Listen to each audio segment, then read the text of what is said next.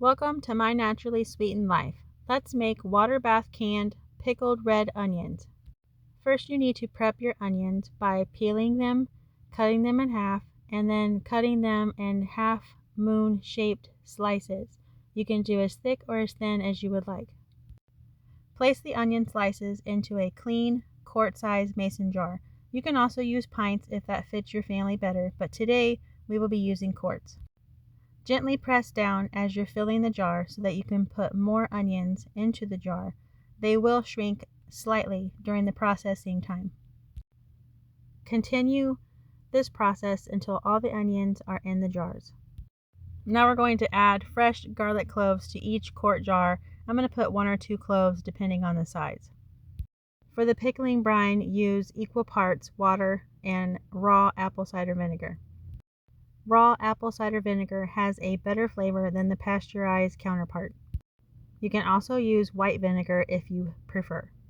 I'm adding a little honey to the brine to balance the acidity of the apple cider vinegar. Put in 1 teaspoon of Himalayan pink sea salt and 1 teaspoon of dry mustard seeds to each quart jar. Pour the hot brine over the onions. Fill the jar to a 1/2 inch headspace. Debubble your jar, getting all of the air pockets out of your jar.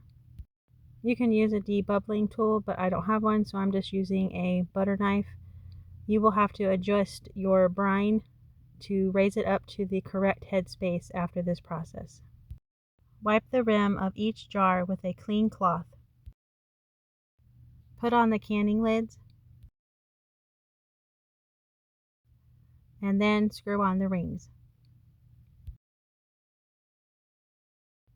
Lower each jar into the canner.